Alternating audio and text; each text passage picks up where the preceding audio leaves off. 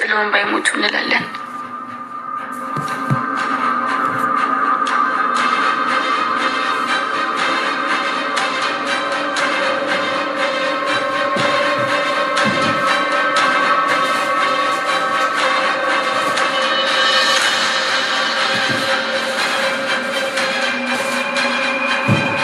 ግን ደግሞ የሚገርመው ነገር ሰው ባይሞት ፍቅር አይኖርም ነበር።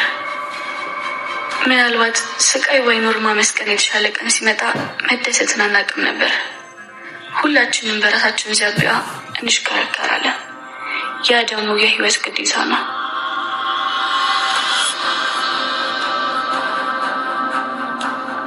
አንዳንዴ ህይወታችን ላይ የሚያስፈልገን ሳይሆን የምንፈልገውን አግኝተን ቢሆን አሁን ያለንበት ቦታ ላይ አንቆምም ነበር።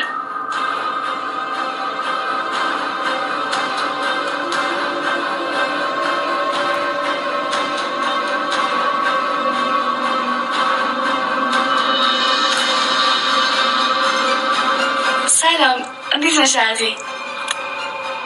ሰላም ልጄ። አንቺ ደግሞ ማንሽ? የኔ ቆንጆ ቤሌን ይባላል አያቴ። ቤሌን የኔ ቆንጆ፣ እንዴት ነው? ቤቱን ለመዳችሁት ልጄ? አዎ ለምደናል። ፍጹም ሰላም ያለው ቤት ነው። አክስቴ ሜርሲ እንዴት ነው? ተሻለሽ? በጣም ደህና ነኝ። አሁን ለውጥ አለኝ። አዎ አሁን ራስሽን አረጋግተሽ ፊትሽን መንከባከብ አለብሽ።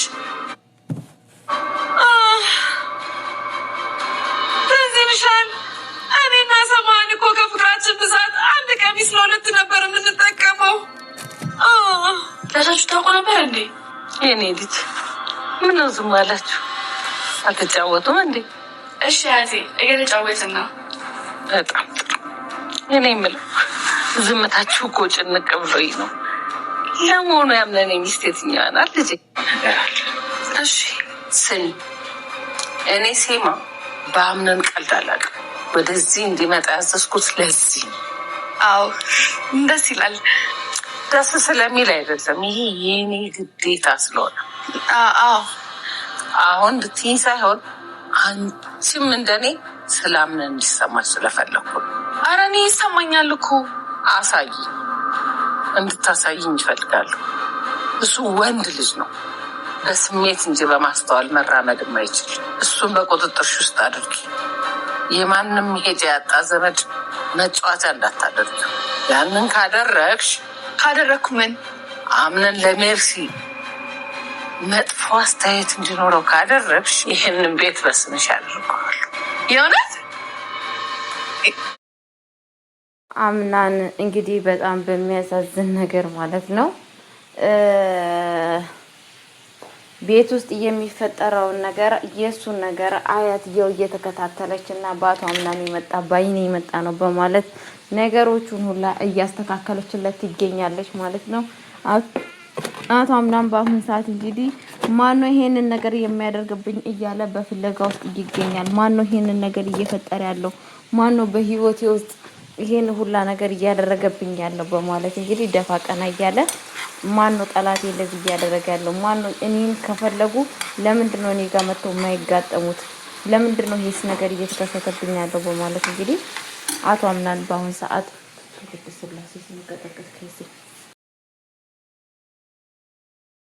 በአሁን ሰዓት ማለት ነው በአቶ አምናን አያት ቁጥጥር ስር ውላለች ማለት ነው። በእያንዳንዷ የምታደርጋት የምትሰራት ነገር በሙሉ የአቶ አምናን አያት እግር በእግር እየተከታተለቻት ትገኛለች ማለት ነው። እንደዚሁም ደግሞ ጄሪ የምትበጠርበት ሰዓት ደርሷል ማለት ነው። ምንድን ነው የምትበጠረው?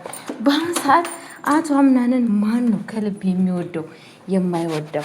ማን ነው ጥቅመኛ? ማን ነው አቶ አምናንን ብሎ እዛ ቤት ውስጥ ያለው የሚለው ነገርም አያትየዋ በእያንዳንዷ ነገር እንግዲህ ጄሪም ደም ስሯን ይዛታለች ማለት ነው። ጄሪሻ ቤት አገኘው በማለት እንግዲህ ሜርሲን ከዛ ቤት ውስጥ ለማስወጣት ይሄማ ቤት የኔ መሆን አለብኝ።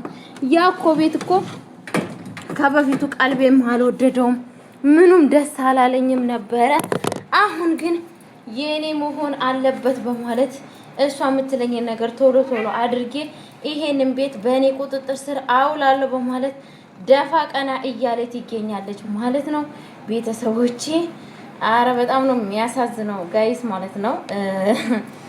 እውነት እንዳሰበችው ይሳካላታል እንደሚባለው ነገር በፍጹም ውሸት ነው። አያትየዋ በአሁን ሰዓት ማን ነው ጥቅም የሚወደው የማይወደው እች ልጅ ምን አይነት ነች እያቶ አምና ሚስት በማለት እንግዲህ በዛን እየተነሳ ነው የሁላ ነገር እያደረገች ያለችው። ጄሪሻ የህልም የቁም ቅዠት ሆኖባታል ማለት ነው። እውነት ይሄ ቤት ለኔ ሊሆን ነው እንዴ? እውነት እያሰብኩት ሀሳብ ሊሳካ ነው ወይ እያለ ትገኛለች። አያትየዋ ደግሞ ብዙም ደስ አይለሽም። አቶ አምናን እኮ መግዛት ከፈለገ የዚህን አክል ቤት 2 ቤት እኮ መግዛት ይችላል። ምንም ነገር የሚያስደነግጥሽ ነገር የሚያስደንቅ ነገር የሚገርም ነገር የለም በማለት ለሷ እየነገረቻት ትገኛለች።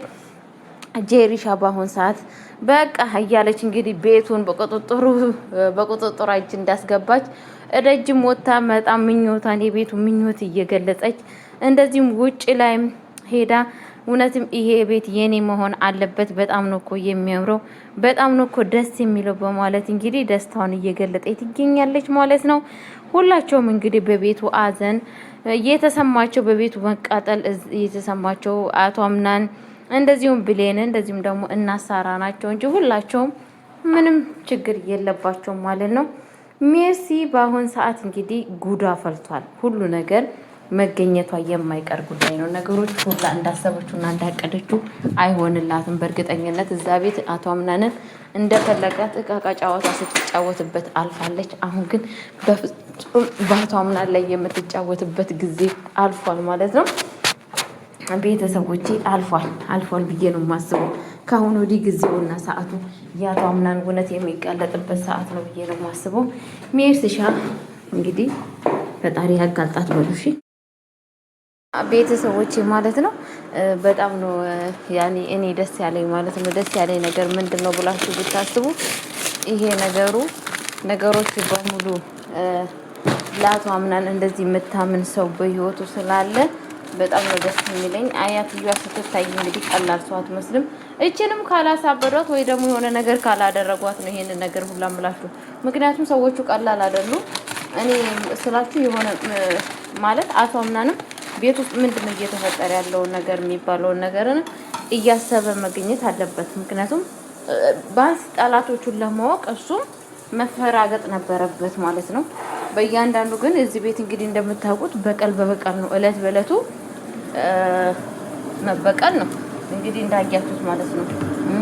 ሲፋንም እንደዛው ሜርሲም እለት በእለቱ ይሄንን ነገር እየሰሩ ነው ያሉት። ግን ደግሞ አቶ አምናን ደግሞ በዚህ ጊዜ እራሱም ደግሞ መጣጣር አለበት። ምንድነው እዚህ ቤት እየተፈጠረ ያለውን ነገር በማለት እንግዲህ ነገሮቹን ማጣራት ሲገባው ምንም ነገር እስካሁን ድረስ እየፈጸመ እያደረገ አይደለም ማለት ነው። እውነት ይሄንን ሀቅ ላይ ማን የሚደርስበት ይመስላችኋል? ማን ነው እዚህ እውነት ላይ ደርሶ ነገሮቹን ላይ የሚያከሽፈው ብላችሁ ታስባላችሁ? እኔ ለጊዜው በጣም እየከበደኝ ነው ማለት ስላችሁ ማንም ሰው ለአቶ አምናን እንትን እያለ አይደለም። ብሌንም ለምን ብሌንስ ማድረግ የለባትም ብላችሁ ታስባላችሁ? ባላት ባቅሟ ነገሮችን ለማስተካከል መሞከር ነበረባት ማለት ነው። እስካሁን ድረስ ግን እሷ ምንም እያደረገች አይደለችም ማለት ነው። ምክንያቱም እሷ እንኳን በእያንዳንዱን እግር በእግር ብትከታተል ኖሮ ነገሮችን ላታውቃለች ብዬ አስባለሁ ማለት ነው። ግን እሷ እስካሁን ድረስ ምንም እያደረገችና እየፈጸመች አይደለም ለጊዜው ማለት ነው። ቤተሰቦቼ በጣም ነው የሚያሳዝነው ማለት ነው። እና ምን ልላችሁ ፈልጌ ነው መቼ ሰው ልጅ እስከ ጊዜው ድረስ መንገድ አይታረስ ነው እንጂ የሜርሲና የሲፋን ነገሮቹን ለመጋለጣቸው የማይቀር ጉዳይ ናቸው ብዬ ነው የማስበው እኔ በራሴ። ጊዜ ግን ይጠብቃል ነገሮቹን ሁላ የሆነ ነገር ለማድረስ ጊዜ ሰዓት ይጠብቃል ማለት ነው። እስከዛን ድረስ መቼስ እስከዛ ድረስ መንገድ አይታረስ ይላሉ አባቶቻችን ተረስ ይተርቱ። ያው ግን እስከዛን ድረስ ብዙ ነገር እያደረጉ ነው። የማይመለስ ነገር ገባችሁ አይደለ? የማይመለስ ነገር አለ አይደለ? አሁን የሰው ህይወት አይመለስም። ይሄ ቤት ተመልሶ አይቃናም ብዙ ነገር ማለት ነው። ስለዛ ካሁኑ መንቃት አለባችሁ ብዬ ነው የማስበው። ይሄን አክል ስላችሁ ካሁን እግር በእግር የሚፈጠረው ነገር ያለውን ነገር ታውቃላችሁ። ሲፋን ልጄ ደህና አስመሳይ ናት እንዳያችሁ። ጭራሹን እነሱ ቁጭ ብሎ ሲያለቅሱ አብራ ስታለቅስ ነበር እንደተበደለ ሰው። እሷም በቃ በጣም እንደተጎዳይ ነገር ራሷን አድርጋ ቁጭ ብላ ከነሱ ጋር ተመሳስላ ስታለቅስ ነበረ ማለት ነው። ጭራሹ ማለት ነው ብላ አስባችሁታ ሁለተኛ ሞት ማለት ነው። እና በጣም ነው የሚገርመው። እኔ በጣም ነው የተሰማኝ። ምክንያቱም ሰው ልጅ የዚህን አክል ማስመሰል ይችልበታል ወይ? ሰው የዚህን አክል ማስመሰል ይችልበታል ወይ? ጋይስ በጣም ነው የሚያሳዝነው። በጣም ነው የሚገርመው። እና ምን ልላችሁ ፈልጌ ነው፣ ፈጣሪ ማስተዋሉን ይስጠን እግዚአብሔር ማለት ነው። በጣም ነው የሚያሳዝነው ቤተሰቦቼ። ያው እግዚአብሔር ነገሮቹን ሁሉ ለመልካም ነገር ያደርግላቸው ብዬ አስባለሁ። እኔ በራሴ ማለት ነው ቤተሰብ ሰው ልጅ መወያየት ነገሮቹን ሁሉ ለማወቅ አለባቸው ብዬ ነው የማስበው። በነገራችን ላይ ያው ሜርሲ ልጅ ይሄንን ነገር ያደረገች ካለችው ሜርሲ በአሁን ሰዓት ለአቶ አምናን ምን ሆነ ሲባል እንግዲህ ለአቶ አምናን ዝምድና የስጋ ዝምድና ያላቸው የሚመስለኝ ነገር የለም። ምክንያቱም እቺ አያትየዋ የአባቱ እናት ከሆነች የሜርሲ እንትን መሆን ነበረባት ማለት ነው። የሜርሲ እናት መሆንባት ነበረ፣ ግን አይደለችም ማለት ነው። እና ያለው ነገር ይሄ ነው ቤተሰቦቼ። ለማንኛውም በቀጣይ ቪዲዮ እስከምመጣ ቸር ቆዩልኝ። ወዳችኋለሁ፣ አከብራችኋለሁ። መልካም ጊዜ፣ መልካም ቆይታ።